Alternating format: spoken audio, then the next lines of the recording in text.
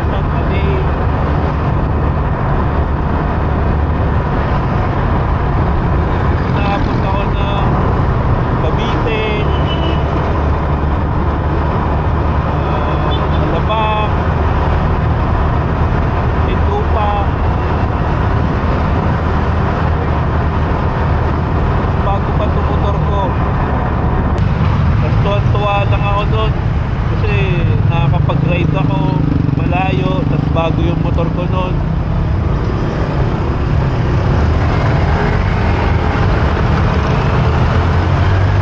Na-enjoy ko yung bawat route na dinadaanan ko. Pinakabisado ko. Sarap sa feeling yung mga oras na yun yung time na yun. Doon din ako nahasa sa pagmumotor. Mga singit-singit. Pag-drive ng malayo, kahit sa mga vacation kahit sa mga family vacation, nagmomotor din ako, sumusunod lang ako sa kanila. Na-enjoy ko lang, pero dahil din sa trabaho, iba rin kasi yung feeling eh. Sarap sa feeling mag-ride ng malayo. Daming truck. Yung mga delikadong singitan mga pinakalaking truck.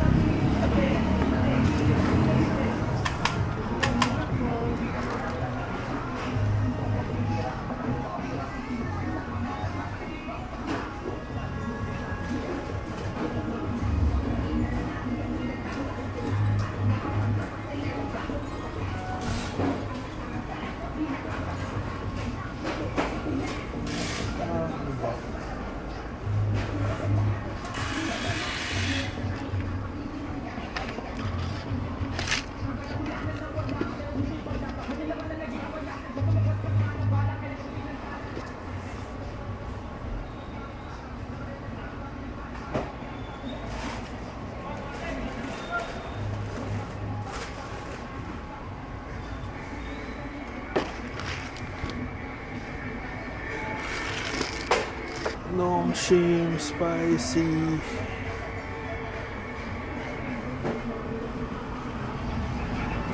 Ate, pwede Gcash. Gcash po? Oo.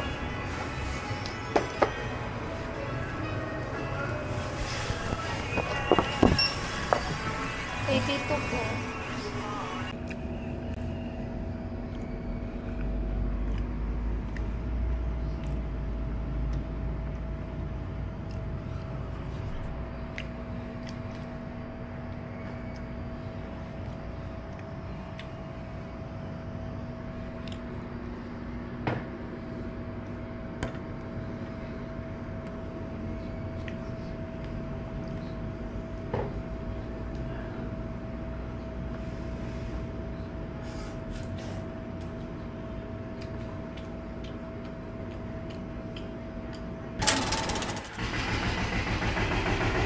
Another day, another happy day to move,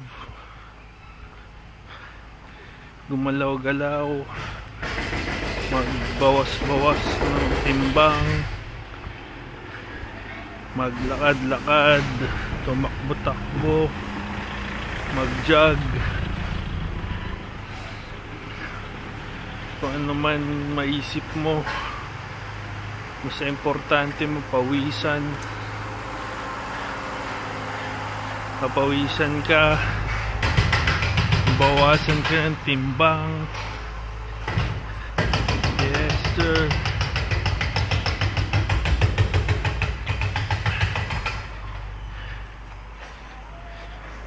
Regular routine kapag maaraw, alas 4 ng hapon,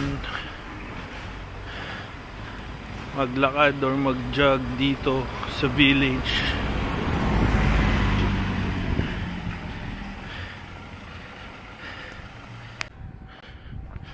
Ang laki kasi nung nag-gain ko nung nakaraang weekend. Dami ko nakain, kaya kailangan magbawas this week. So Wednesday pa lang kailangan mabawasan tayo.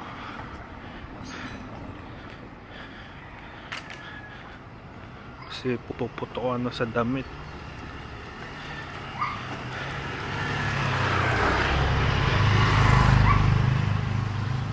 Kailangan mag-lose ng weight.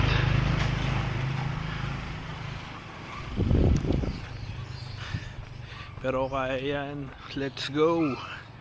Kahapon nag-bike ako, ahon ride, kinaya. Dati halos araw-araw nag-ahon ride ako. Mababalik din yun paunti-unti, sa bumalik lang yung sipag. Yun kasi yung importante, mabalik yung sipag sa paggalaw.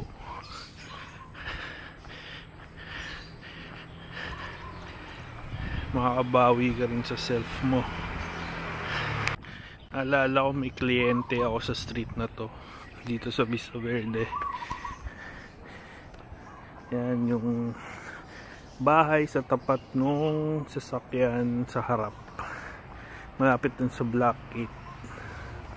Sa left side yung house.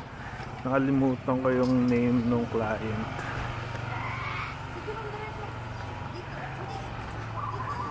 Mabait na client yun si ma'am.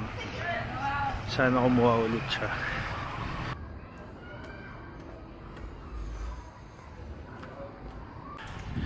Dapat araw-araw kang ganahan para makamit mo yung goal mo, mga pinaplano mo. Dapat diretso lang.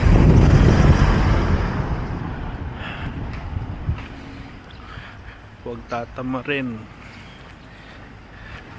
Focus lang lagi sa ginagawa.